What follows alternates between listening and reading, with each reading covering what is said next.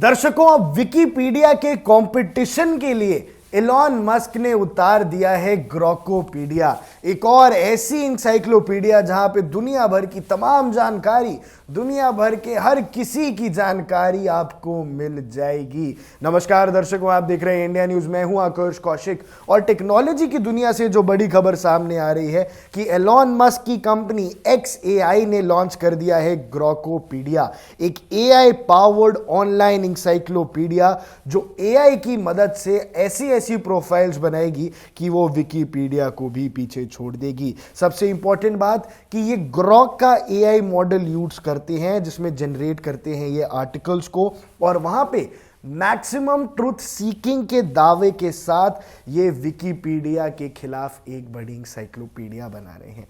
यानी जो human errors होते हैं, कुछ देखिए विकिपीडिया में प्रोफाइल्स, विकिपीडिया के आर्टिकल्स ह्यूमंस लिखते हैं, लेकिन आर्टिफिशियल इंटेलिजेंस वो गलती नहीं करेगी जो शायद ह्यूमन एरर हो सकता है, जो शायद कहीं कोई ना कोई गलती कर सकता है। इसी दावे के साथ एलॉन मस्क की इस नए प्रोजेक्ट की शुरुआत हुई है। लॉन्च हुआ है वर्जन 0.1 और ये रिपोर्टेडली कंटेन करता था 8,85,000 आर्टिकल्स, लेकिन अगर विकिपीडिया को इससे कंपेयर करेंगे तो वहां मिलियंस ऑफ एंट्रीज हैं। लेकिन इतनी एंट्रीज के साथ भी शुरुआत हो गई है और हो सकता है कि विकिपीडिया का अंत बहुत जल्दी हो जाए। अब इसमें की फीचर्स क्या है वो मैं आपको समझा देता हूं। सबसे पहले तो भैया डायनामिक अपडेट्स आ रहे हैं, इसके अलावा AI क्यूरेशन आपको मिलेगी और एक गोल होगा जहां पे प्रोपेगेंडा को रिड्यूस करने की कोशिश होगी बेस्ड ऑन नॉलेज सोर्सेज।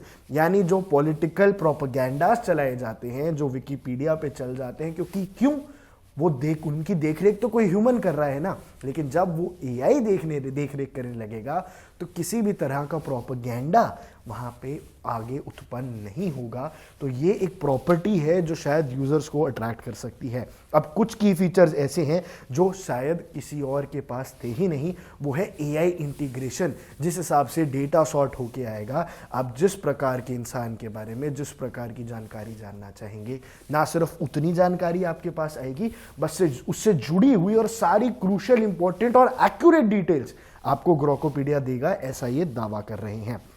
लेकिन जो क्रिटिक्स हैं उन्होंने कुछ कंसर्न्स भी रेस किए हैं। वो क्या कंसर्न्स हैं आइए मैं आपको बताता हूं। सबसे पहले तो उन्होंने बोला है कि ये जो आइडियोलॉजिकल बेसिस है ये article content, learning right of centre और कुछ टॉपिक्स के बारे में है। यानी लोग चाहते हैं कि किसी का क्या ओपिनियन है, ना कि AI से जुड़ी जानकारी वो लेना चाहते हैं। इसके अलावा जो आर्टिकल्स हैं उनमें कुछ ना कुछ एरर्स हो सकते हैं और सोर्स क्या है उस बात का, ये एक क्वेश्चनेबल हो सकता है, क्योंकि आर्टिफिशियल इंटेलिजेंस को आप बतौर सोर्स नहीं ठहरा सकते ना।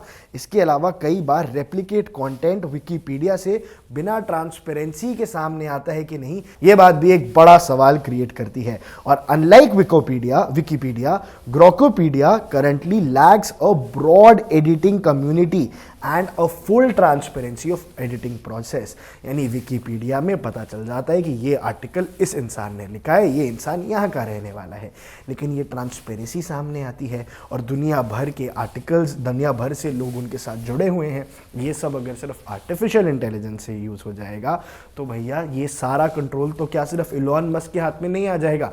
क्या ये सारा कंट्रोल सिर्फ एक ही इंसान के पास नहीं आ जाएगा जो अमेरिका में बैठा हुआ है? इसीलिए इसके ऊपर काफी विवाद भी छिड़ रहा है। अब इसको पोजीशन किया गया है एक ब्रॉडर AI ड्रिवन शिफ्ट की तरफ, लेकिन नॉलेज प्रोड्यूस भी होती है और कंज्यूम भी होती है। ये सारी चीजें सिर्फ AI करेगा तो लोगों की जॉब्स पर भी तो कितना फर्क पड़ेगा। इसलिए एलॉन मस्क ये जो दुनिया बदलने की एक नई तेज रफ्तार पे है, जहां विकिपीडिया को भी उन्होंने बदल दिया है, इसके दो पक्ष निकलते हैं। एक तरफ तो AI की दुनिया से आप जिंदगी में और तेजी से आगे काम कर सकते हैं, और दूसरी तरफ शायद तेजी से और काम करने के लिए काम बचे ही ना।